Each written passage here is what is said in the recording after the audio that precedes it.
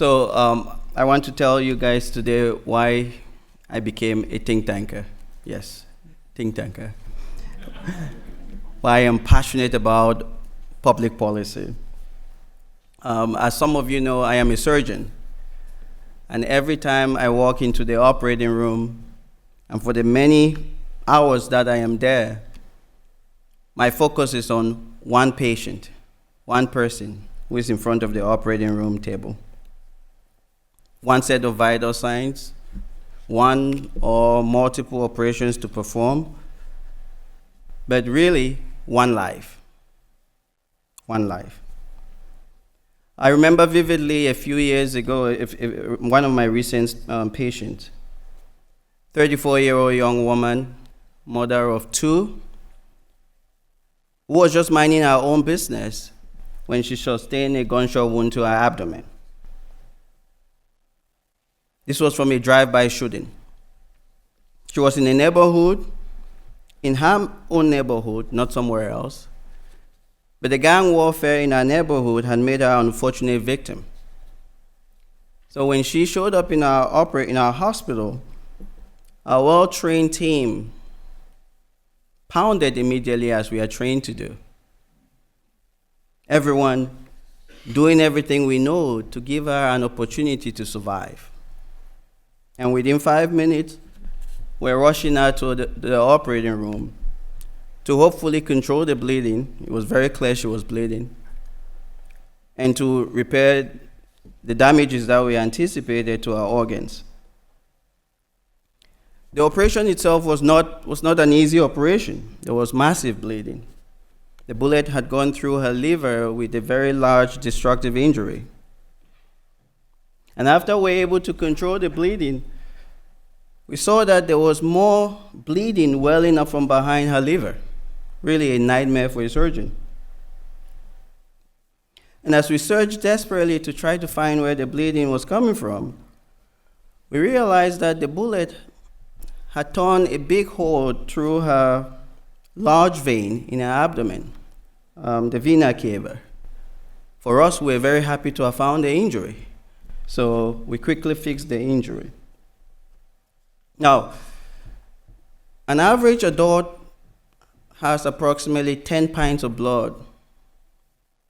During the operation, my patient had received 26 pints of blood, more than double her blood volume.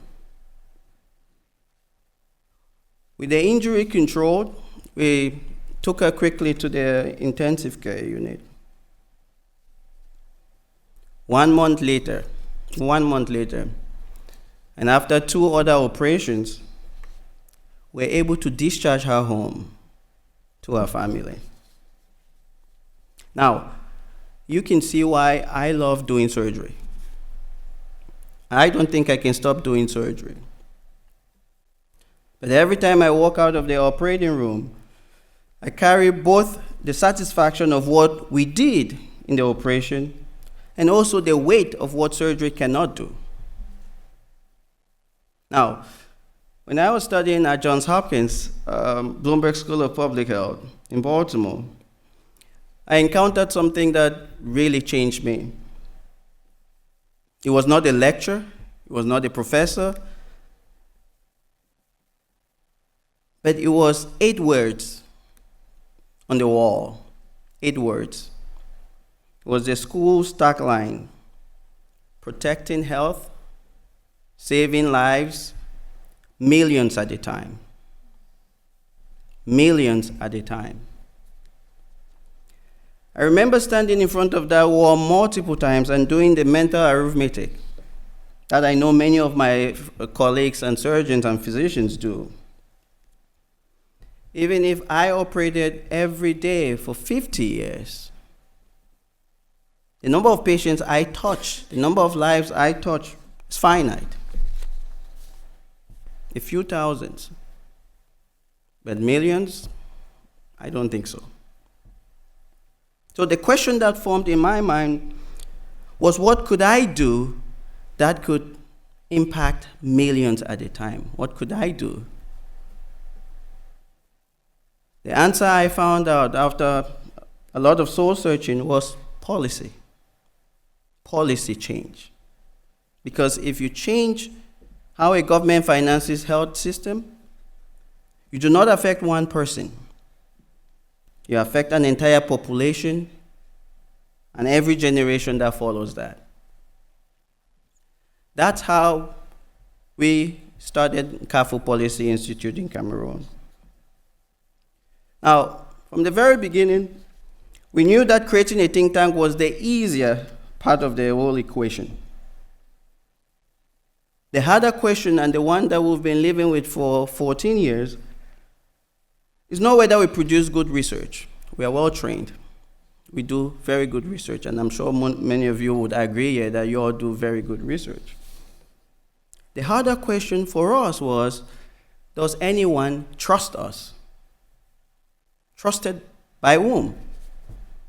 Were we trusted by the citizens of Cameroon and Central Africa region, whose lives our research was meant to improve? Were we trusted by the government, who have the power to implement our recommendations? Are we trusted by funders and international partners who support our operations? These, to me, are not the same questions. And in my experience, the answer to each of these questions is different, and the difference matters enormously. So this afternoon, I want to honestly explore that question with you all today. Not as an exercise in self-congratulation, but as a genuine reckoning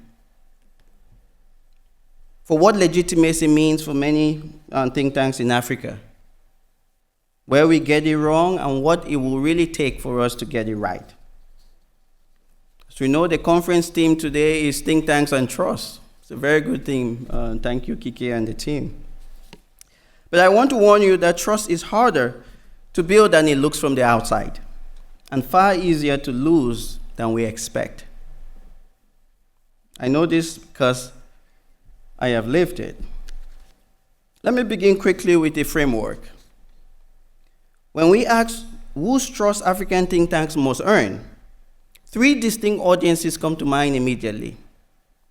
Each of them wants something totally different. The first audience is government, or policymakers in general. Governments really are the most consequential audience for think tank work.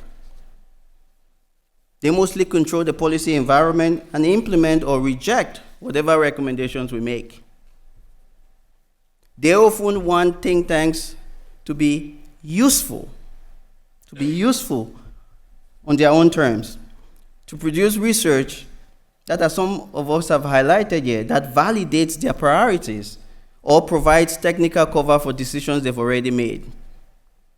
And when a think tank produces genuinely inconvenient findings, the most common government response is not to engage. It is to question the institution's funding, its motives, or its methodology. That's the government for you. The second audience is funders. And for many African think tanks, international funders are not merely supporters. They are existential dependencies. And I say this in this room with many partners here and funders, some of whom have been very indispensable to institutions like ours, precisely because this tension really deserves to be named and to be spoken out among friends. Funders sometimes measure success in ways that make sense within the ecosystem of international development, whether it's publications, convenings, media mentions, but they may not have any serious relationship to whether the research produced any tangible policy change or influence within the environment. Now, the uncomfortable truth is that some African think tanks, and maybe in other places, but I know very well the African sector, some African think tanks are highly trusted by funders and completely unknown in their own countries. This is not legitimacy. It is simply performance. The third audience for me is citizens, and I would argue the most important and the most neglected audience. Across the continent, most citizens have never heard of many of our think tanks that claim to represent their interests. They've never heard of us. They are object of study, but not partners in inquiry. And if a think tank claims to advance the public interest but cannot really demonstrate that the public has any meaningful relationship to its work, I think that claim is at best aspirational.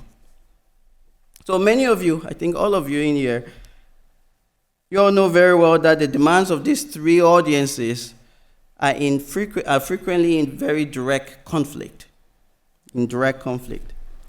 What earns you government trust may cost you funder trust. And what satisfies funder accountability may do nothing about citizenship legitimacy. What creates genuine community accountability may look methodologically unsophisticated to both the government and the funder. There is absolutely no formula for resolving this tension. But the first step, which to me is the most difficult step, is for us to stop pretending that the tension does not exist.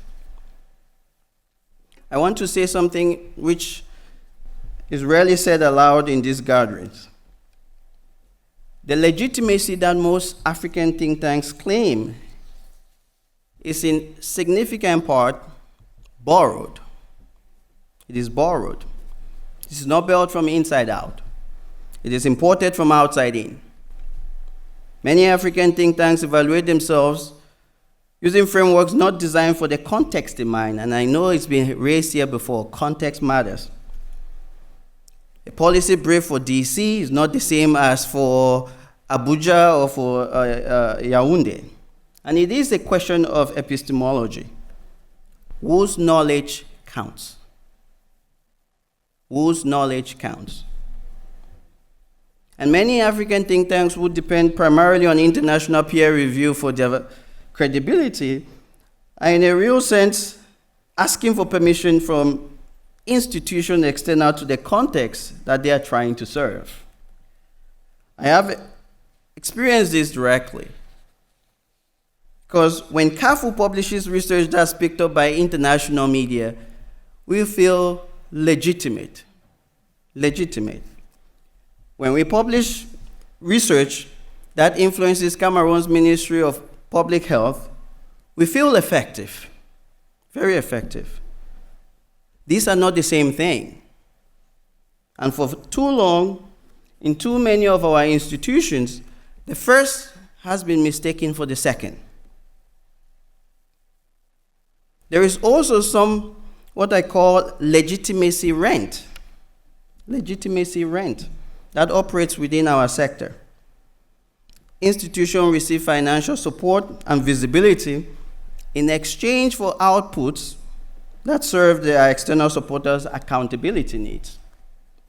That legitimacy is very real, but it is borrowed. And when the funding ends to your institution, what remains? Is it an institution with deep roots to its community? One that published well, presented at conferences, but was invisible where it mattered most? And we and CAFU have declined funding that would have required us to compromise on our editorial independence. Not out of self-righteousness at all, but because borrowed legitimacy is not durable legitimacy. And durability is ultimately what matters most to us. Now, I don't want to leave you all only with a diagnosis, because even though I'm a surgeon, in medicine, diagnosis without treatment is just an incomplete consultation. You can't really bill for that. So let me offer some treatment. 3 principles. Principle number 1. Legitimacy must be earned locally before it's claimed globally. Must be earned locally. The most durable legitimacy a think tank can possess is built at home. Through their relationships with government officials, through civil society partners, and through communities that recognize your name, share your work or your research because it reflected their reality. This is the part that cannot be manufactured through a communication strategy. It cannot be manufactured. It is built slowly through consistent presence and a willingness to be genuinely accountable to the people closest to the issues you're dealing with.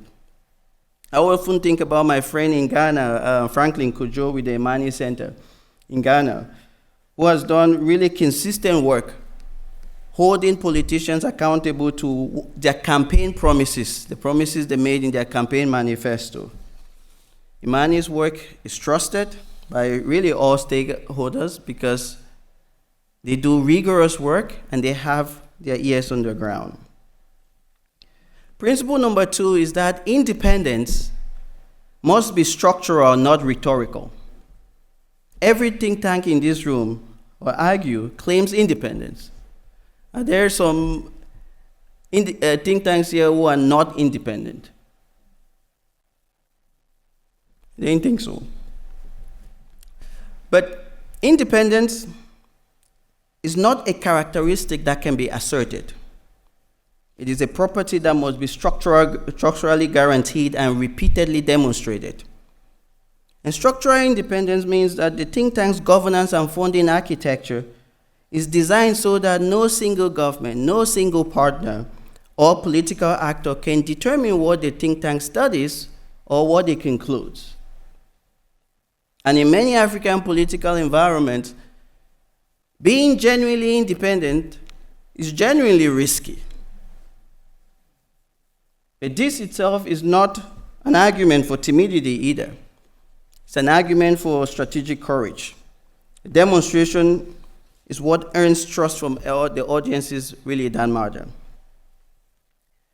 My third and final principle is that trust must be earned from the people you serve, not claimed on their behalf.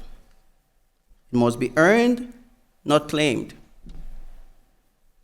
Now, let me tell you about one of our most important failures.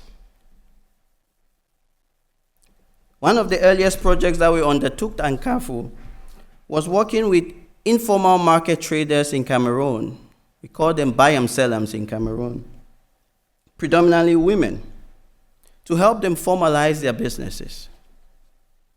The logic was pretty straightforward, and the evidence was clear. Formalization offers access to credit, legal protection, business support, and a pathway for growth. Every development framework said this was where these women needed to be. And we were convinced we're doing the correct thing and the right thing. And we were wrong. We're completely wrong. When we sat down to talk with these market women afterwards for a debriefing, what we heard changed how we do policy work in Nkafu. These women were not unaware of what formalization offered. My mom is one of them. I had grown up around them. I thought I knew. They had made a rational calculation that we completely missed. They did not trust the government. They had zero trust on the government. They had watched tax collectors show up unpredictably at businesses that had formalized, extracting payments that bore no relationship to what was in the law. They had developed their own systems for accessing capital outside formal banking networks. They had built networks for negotiating the informal fees and arrangements that governed their own markets. These systems were not perfect, but they were predictable to them, they were understood, and they were theirs. Formalization in their eyes was not an opportunity at all. It was an invitation for the state to reach into their lives in ways they could not control, in ways they absolutely could not control. We had designed a policy solution for a problem that, as we understood it, existed. But the people we're trying to serve understood the problem completely differently. And because we had not listened deeply enough before we designed our intervention, we had built something that served our theory and not their reality. We had claimed to be working for them, but we really were never truly working with them. And they knew the difference, even if we did not know that difference. That failure has stayed with me ever since, and is the lesson I return to every time and careful we begin a new project, every time I am tempted to assume that because an intervention is technically correct, it will be received the way we intended. The people you are trying to serve must trust you, not trust your credentials, not trust your methodology. They must trust you. And to earn that trust, your policies cannot simply be technically correct at all. They must be anchored in what people are actually asking for, built from an honest understanding of what their constraints are that they are actually dealing with, and also responsive to the fears that they are navigating. It also means that the trust has to be actively negotiated, not passively claimed at all. Trust is not a status that institutions achieve and then possess. It's not a status. It is a relationship that must be continuously maintained, renegotiated as circumstances change, and rebuilt when it is damaged. So, today I'm asking you a couple of things from this room. First, stop measuring your legitimacy by standards external to your context. And remember that the ultimate measure of a think tank's legitimacy is not the quality of its publications, even though it's very, very important, but it's the quality of the change it contributes to in the world. So, I began by talking to you about why I became a think tanker. The answer I arrived at was policy. But I did not know that for the last 14 years, what CAFU has taught me has been an eye-opener. The market women in Cameroon taught me about trust. The young woman I operated on that afternoon recovered and went home to her children. But the neighborhood she returned to is still there. The conditions that brought her to our operating room are still there. Only policy can reach those conditions, and only trusted institutions can shape that policy for the right way. And that's why I would argue our work matters.